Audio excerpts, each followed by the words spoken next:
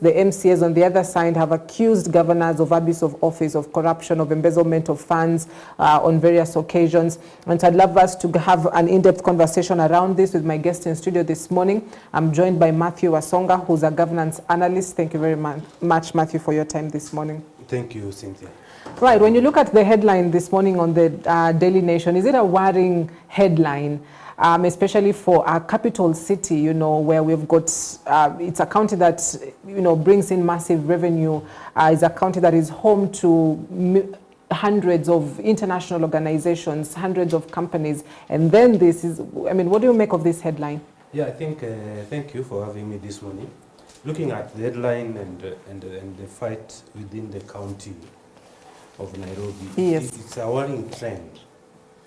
Looking even the past governors that have governed Nairobi County, it has not been a smooth run for the Nairobi governors. Yes. You know, there is no any governor who has governed Nairobi that you can peacefully say his tenure was peaceful. Yes. In fact, we can say it's only Governor Evans Kidero who actually survived the 5-year mark. Yeah. But to him, we might say that it was a trial and error. You know, 2013, 2017, maybe majority of Kenyans and the MCA didn't really understand what devolution is and what it takes as a governance. But now come to Sonko, then Kananu, and now to Sakaja. The trend continues, and I think for anybody, any responsible Kenyans and any responsible resident of Nairobi should be worried. Because, you know, Nairobi is not just like any other county. Yes. This is the capital city. Yes. This is where everything works. You know, Nairobi is the face of the country. Yeah. Everybody coming into Kenya will first visit Nairobi. And even if you are coming from Bungoma, you always want to come to Nairobi.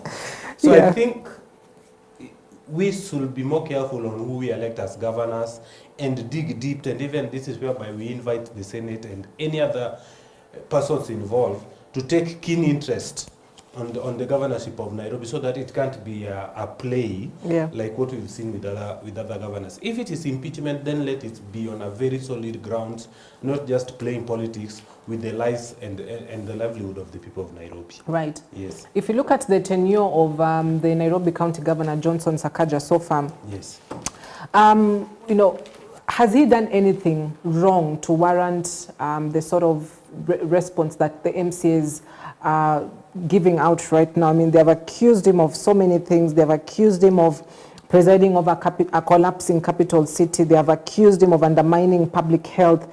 They have accused him of the poor state of public hospitals, of failures in service delivery. And so all these accusations basically may amount to some of, you know, the principles of and guidance of the Constitution on what should constitute an impeachment and reasons why. Has he done anything wrong in your view? I would rather say, has he done anything right? Because if a leader like Johnson Sakaja, you are really struggling to find what he has done, then I think then there are so many questions than answers. Because from where I see it, I'm really trying to struggle to find what Sakaja have done for the people of Nairobi, as far as the capital city is concerned.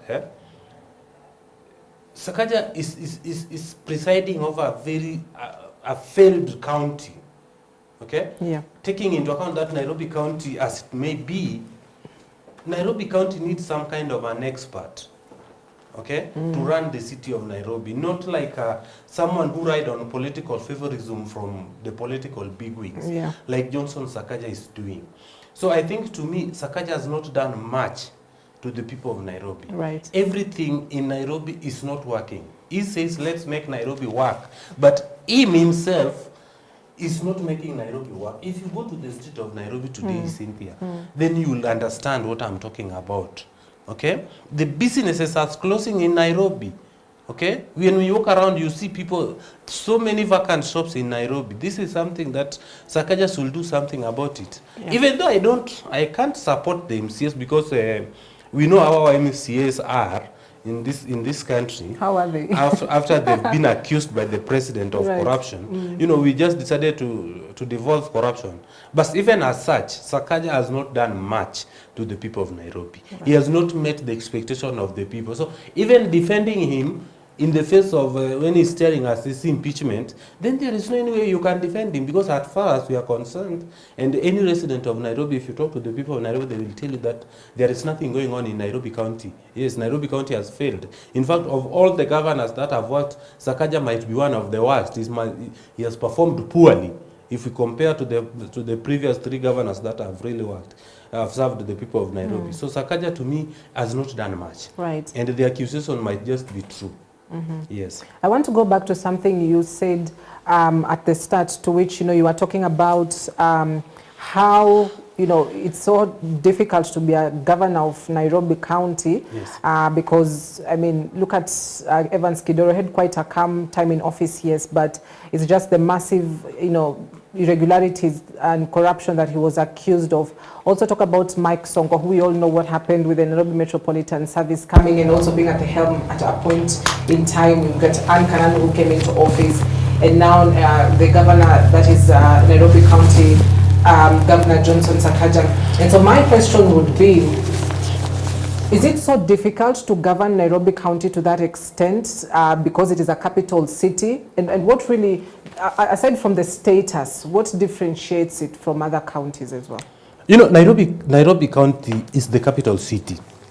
And anybody, even those who are trying to govern Nairobi maybe in the future, they should understand that there are a lot of expectation from whoever becomes the governors. I want to tell you something. When President Uhuru Kenyatta decided to hand over the leadership of Nairobi to the NMS under General Badi, things were working. Truth be told, this guy was out to work. Okay? They introduced so many services. This guy could even walk at night to see the hospitals being built, because we were here in Nairobi. Okay? We could see things moving. At least you could understand that there is something happening. There are ambulances everywhere. In fact, I'm one of the beneficiaries of the work of General Badi. Right. You could see things working.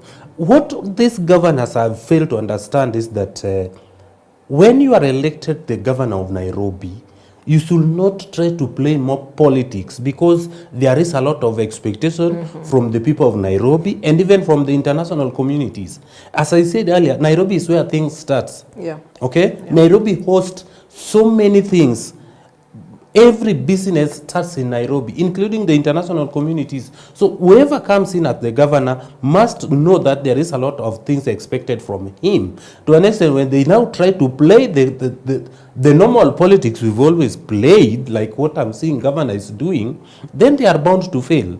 Because now they will not meet the expectation. You cannot play the leadership of Nairobi with the politics of pleasing your political godfather or your political party. Yeah. At that, you will realize that even your political party will not defend you, because the much expectation or the much needed from you, you must have failed out of it. And this is where we have. If you look at Sakaja now, instead of getting things work, he's running to the people of like Raila. Okay? He's running to Raila. Raila is not the governor of Nairobi. And it will reach a point whereby even Raila might not save him. Because whatever the people of Nairobi expect from him, he has failed. Right. Yes, we expect a working city. Nairobi is not somewhere like Kisumu or Migori, whereby people will rarely go to Migori, so people doesn't even know what is going on down there. But now this is a capital city with over 5 million people.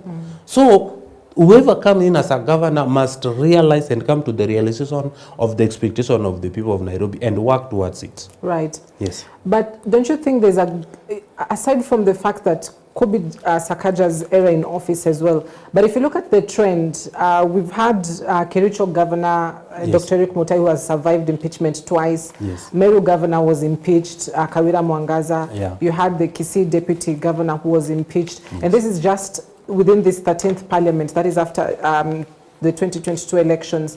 Could there be a governance problem amongst the county governments?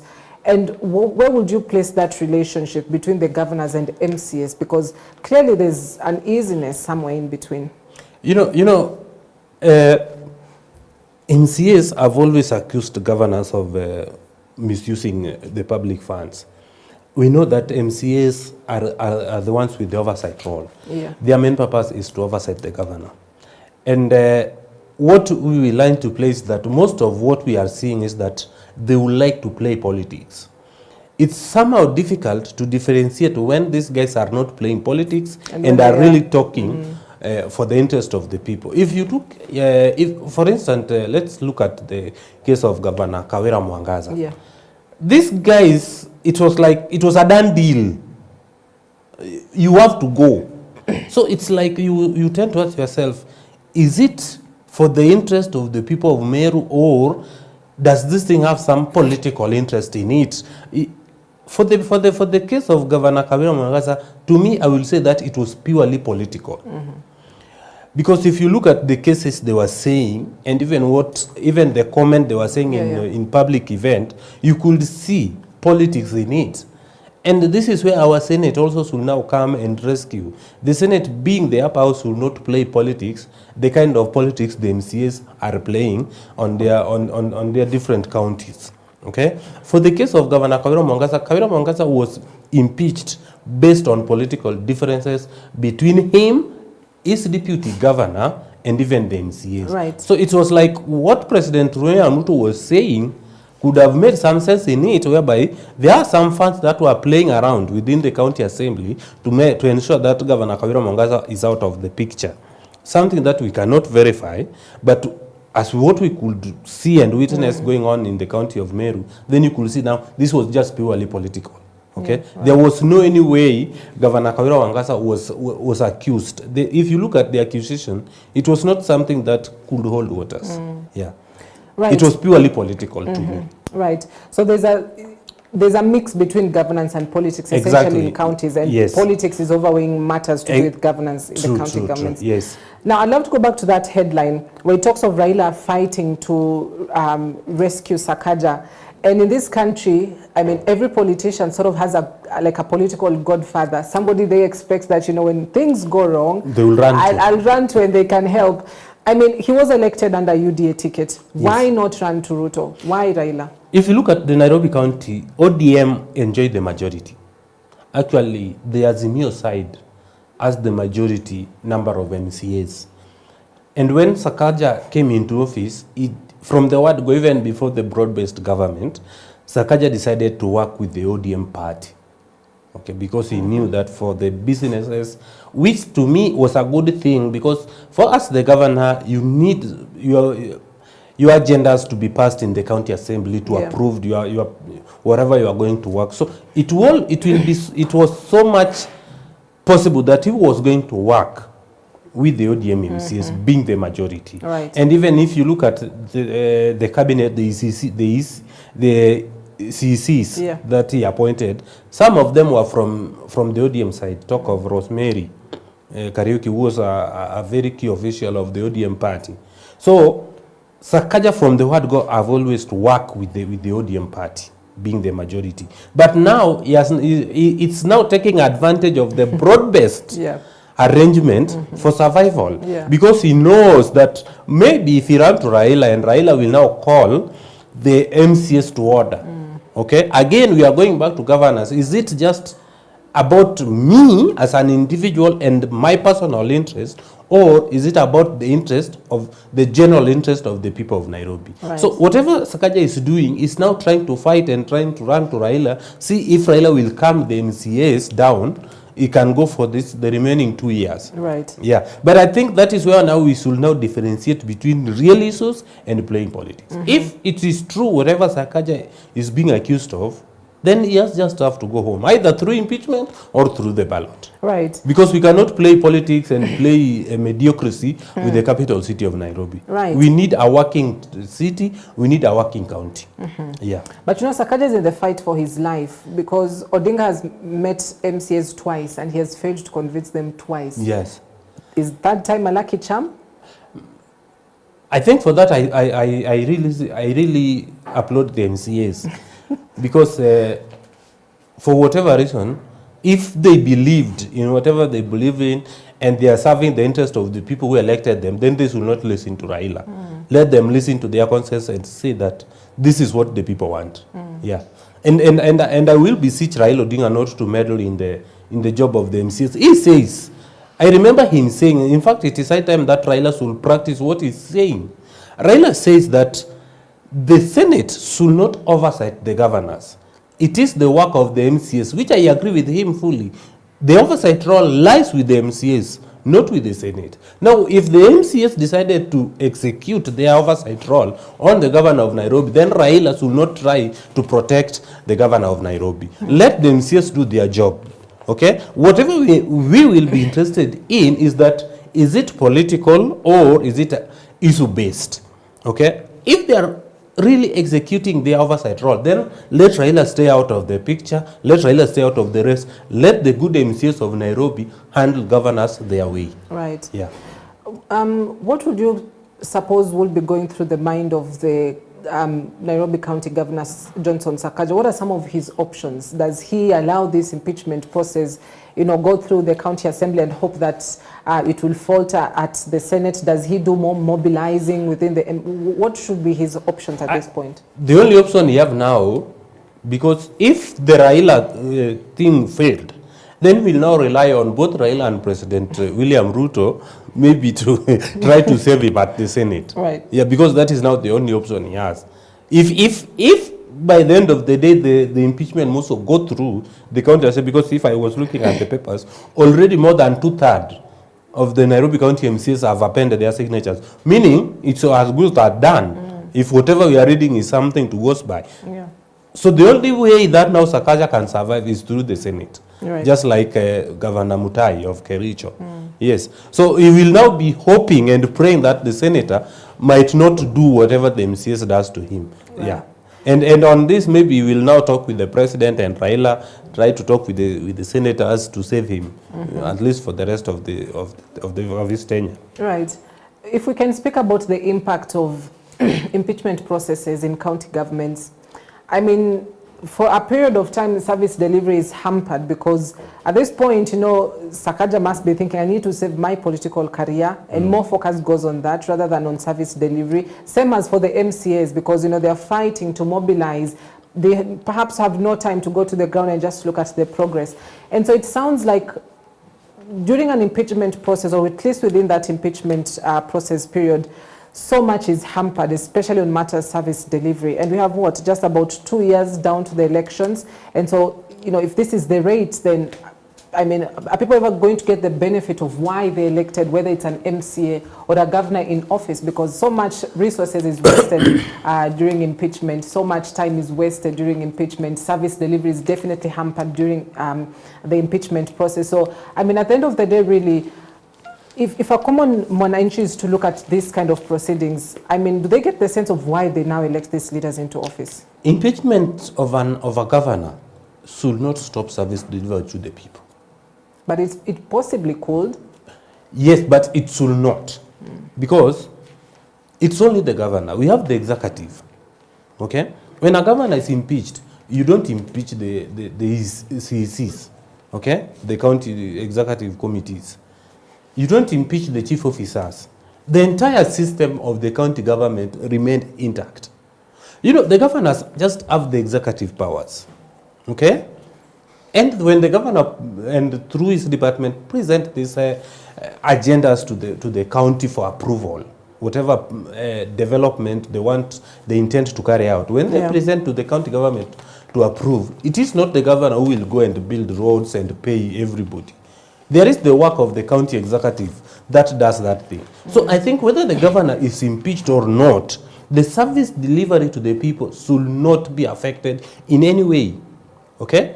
But whatever is happening is that what we are saying in Kenya, the only thing that now you will try to say that, and the misuse of resources, is that we are so corrupt as a country that corruption is part of our lifestyle. Okay?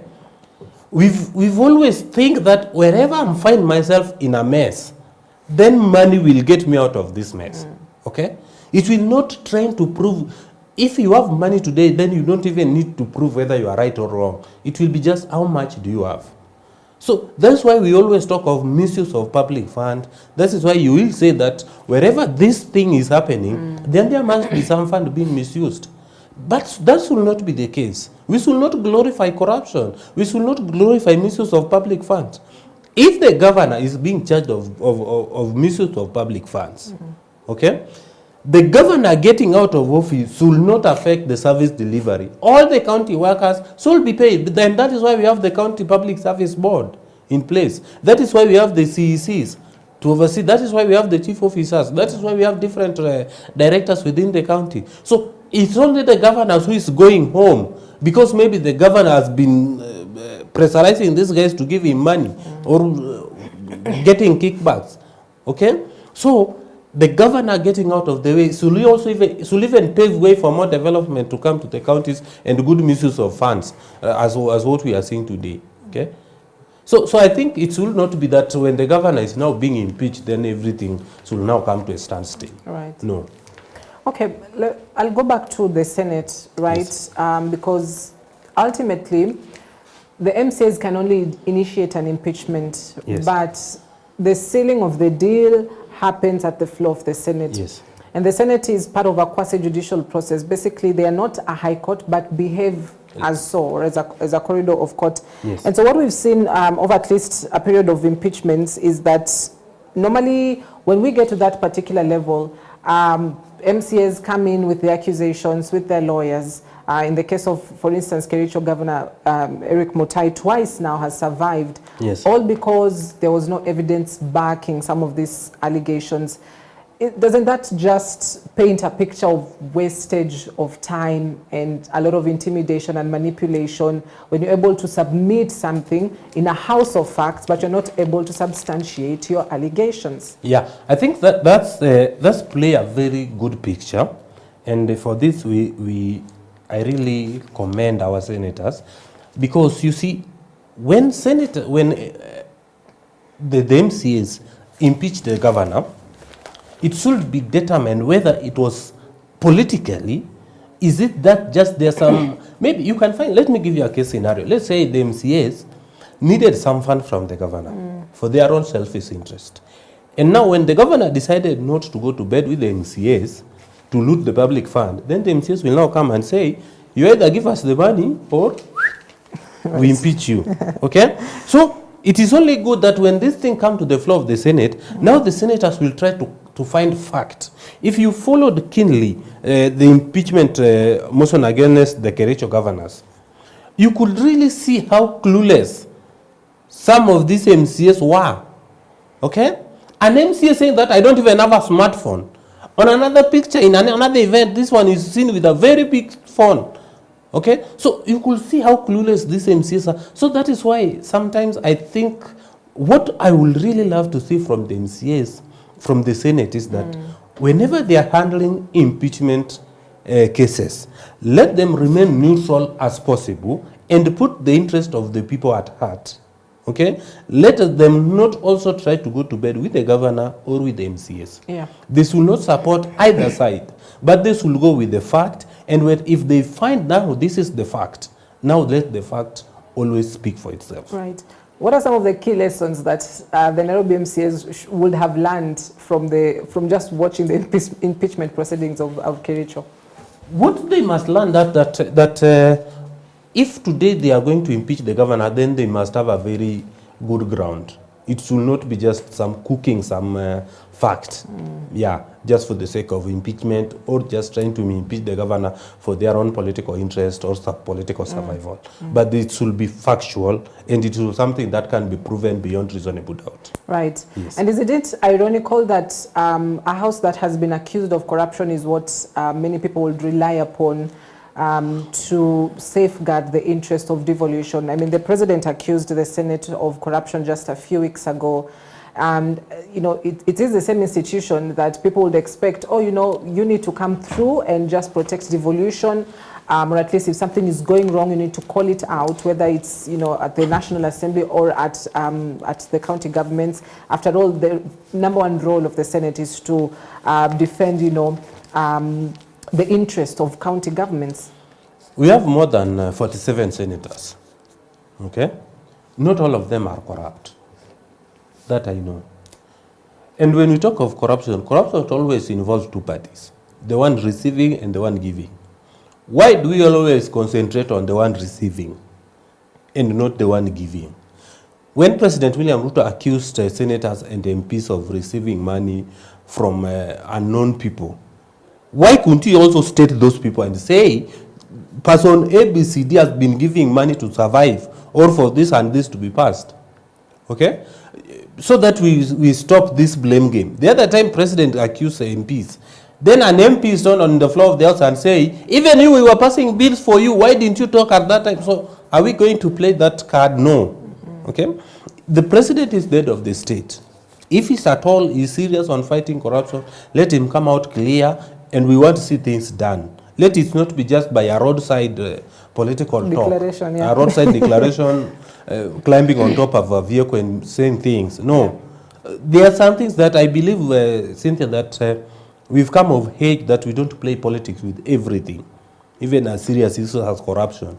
Corruption has really dealt with us in this country, that we should not play with it. Okay, if President has got some serious reasons to make us believe that the Senate and the National Assembly are corrupt, then let it come out and explain to Kenyans and tell Kenyans this and this has been receiving funds from these individuals. Let both the receiver and the giver face the full arms of the law, so that we can fight corruptions and see that there are serious things happening. As far as we are concerned, the Senate has a role, okay, and they are playing their role. Okay, if you are given a job, if you are corrupt, it's only good that you be investigated. When the facts are there, then you face the full arm of the law. Okay, but mere accusation by a roadside declaration, we cannot say that it's serious accusation, but let him provide more details on it. Right. Yes, as the head of state, so that at least we can say, we as Kenyans will be watching, and we'll see who are we going to vote for when the time is right, so that we don't end up voting more corrupt individuals. Yeah. Okay. Now, speaking of the executive and legislative aspects of governance, especially for the county governments, I mean, what should governors do or even MCAs do to ensure that they're able to cohabit very well in terms of their working relations in the near future, especially for counties that have gone through this grueling impeachment, whether it's a governor that has survived or a governor that went home? I mean, instead of being trapped in the same cycle as well in another year or in another few months, how can they ensure that there's that harmony between the executive and the legislative arms of the county governments? No, there should be no any harmony. What do you mean? Because if they decided to agree, then they will steal from us. They should not agree. In fact, if they decided now to work, they should not even be silent. Hold on, let me get you right. Are you saying that these two guys will not agree? Because the other one is the one, you know, it's like your watchman and the thief. They should not be of friends. Yes, the one watching over your goods and the one, you know, these two guys should not be friends. I mean, Wasonga, these are people that have been voted for by the people. Yes, the one who's voted for to oversee what is working within the county government. The other one is voted for to implement the development agendas within the county government. But do you think the common one... Wait, the one overseeing right. Just a minute. Do you think for a common Mwananchi, yes, looking at that and seeing the two people that I voted for not agreeing, don't you think for them the first thing that comes into their mind is I'm not going to get the services I need because they're never going to work together? It depends on how you translate the word agreeing. What if they agree to steal from us and now they all keep quiet? Because we will know what is happening. The county will receive 9 billion every year and we see nothing happening, then they will all be silent. The MCS is sitting. They will sit somewhere with the government and say, okay, you know, guys, we've received 9 billion. What do we do? Okay, how many MCS are you? We are 25 now. Take 5 billion. You divide among yourselves. Wacha nijipangie mimi na executive. Don't you think they will just be hitting for the next 5 years and you will see nothing? If you were to put your theory into no, this is what I'm saying, Cynthia. Practice, let me explain it to you. The only working relationship we want to see between the governors and the MCAs is that let each and every one of them perform their duties as it is in our constitution. Okay? It is not the work of an MCA to build roads, But it is the work of MCA to oversight and execute the budget processing. Okay? If a road somewhere in Kajiado has been allocated 25 million, it is the work of the area MCA to ensure that the 25 million that has been allocated for that particular road has been spent to the last coin. Okay? It is the work of an MCA to ensure that every contractor that the money has been allocated to is paid. Okay? We've seen a situation whereby, let me give you an example. Today, majority of us believe that in Kenya, one of the best performing counties is Homa Bay County. The same county I showed the other day, contractors kneeling down, pleading with the governor to be paid. But the MCAs are quiet. Why? That will not be the case. When a contractor comes to the office of the governor to start and make noise, the MCAs will now come and say, we did allocate money to pay this. Why is this money not being paid? Okay? That is the role of an MCA. Their working relationship will be that let the MCAs do their oversight role without any favorism, and let the governor also do his role without favoring the MCAs. At what point should that disagreement come into play? Should it reach to an impeachment process, or what point should it be capped at? If at a point whereby one of them is not performing his duty, in this case the governor, because the governor is the one handling that, the governor and the executive is the one receiving the funds. So if at a point the MCAs feel that the governor is not doing what he's supposed to do, then the governor deserves to be impeached. Okay? But it's not the job of an MCA to go to bed with the governors. If these two individuals, the only working relationship we want to see is when, we only see that there is a very good working relationship when we see things happening. When we see the county workers being paid. Okay? The casuals within the counties being paid. Go around the counties. You'll realize that there are so many casual workers that have not been paid even up to 3 months. But what are the MCAs doing about it? They are the people who approve the budget. The county tells them, this is what we are going to pay person A, B, C, D, approved. Isn't that the case, Cynthia? The counties approve the budget every financial year. Okay? They say, this is what we are going to pay. This is what we are going to pay our workers. Now, you ask yourself, as I am here, it is good you ask yourself, we approve the budget that Cynthia will be paid. Why has Cynthia not been paid? Then the governor will say, we don't have money to pay Cynthia. We don't have money and we approve the money. The money has been disbursed from the national government. Now, don't you think that is some questions? Okay? Every financial year, these MCAs and the governors go about doing public participation.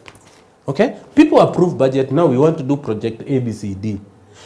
1 year down the line, let me give you an example. Right. In Ongatarongai, there was a road that was launched in 2023. Okay? The contractor was on the ground. The MC and the governors were there. Do you know up to now the road is not being done? We are in 2025. There were allocations, they said we go to the public participation, or we've allocated this amount for this construction of this road. Up to now, the road is still there. Nothing has been done. So you ask yourself, where was the allocation? Was there really an allocation? And who should ask this question? The MCAs. But the MCAs seem not to be so much comfortable. Why? Maybe they allocated the money and behind the scene they go sit down somewhere, eat some nyama chomas and say, now, wacha tunyamazi hapo. So I think the only working relationship that should be between the governor and the MCAs was based when each one of them performed their roles as it is in our constitution. Should we be worried that at least 20 counties in Kenya we've not had any sort of squabbles between the governors and the MCAs? Should we be worried? We should only be worried when we see what is happening in those counties. Let me give you an example. If you look at what is happening, let's say in Murang'a County, you can see things working. You can see things moving. There is no any much noise. Okay? Those who are working under the county government, you don't see them nungunika, Then you can say things are working. Okay? You can say the MCAs are doing their role.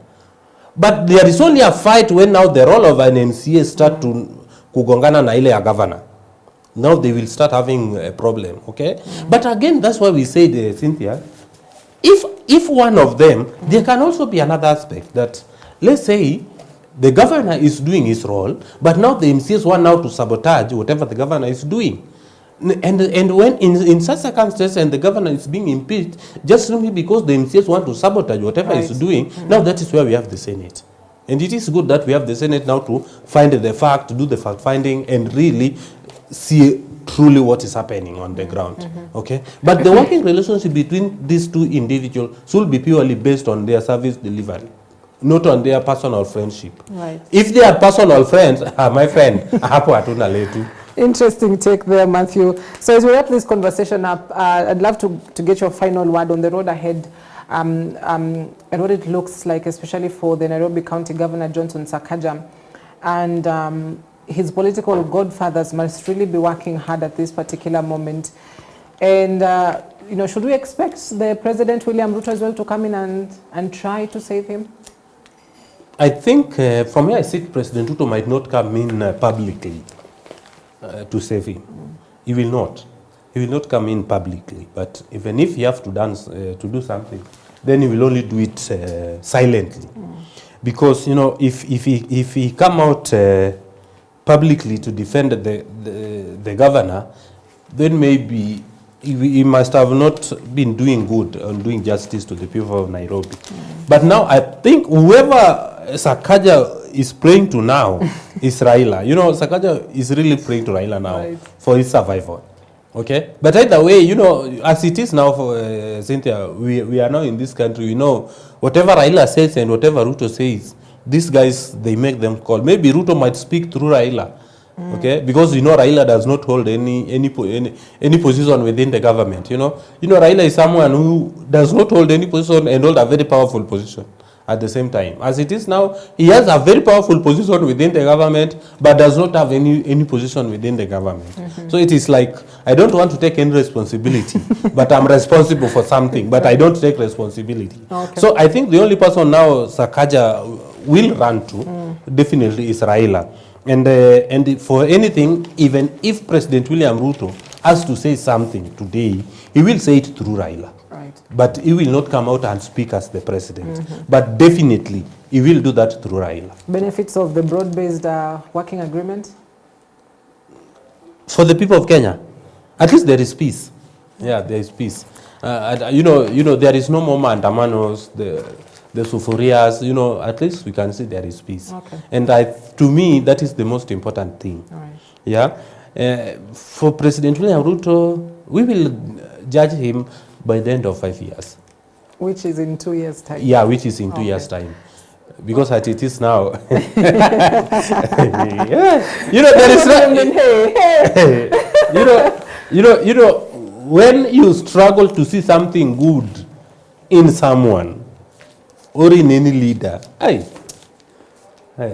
seem to have a lot to say on that aspect. We'll call for another interview so that you can tell us more about that. Allow me to wrap it up at this point. Mathew Wasonga, thank you very much. He's a governance analyst. Asante for your time this morning on weighing in on just Johnson Sakaja, the Nairobi County Governor's future, ahead of an impeachment motion which has been initiated at the floor of the County Assembly. Will it get through to the Senate? Big question, but even more bigger questions are just some of these grounds and whether or not the MCAs can be able to back through substantiated evidence. Like I said earlier, the Senate is a quasi-judicial house. It's a quasi-judicial process, that impeachment process. And so it's all about facts, about do you have evidence? Can you prove that this and this happened? And that will be something interesting that we'll be watching out for. So thank you for watching. Coming up at the top of the hour is Your Faith Today. Stay around, stick around on EBN TV. In case you've missed this programming, you can rewatch it across our social media platforms on EBN TV. Thank you for watching. Have yourselves a fantastic morning ahead. My name is Cynthia Nanjala.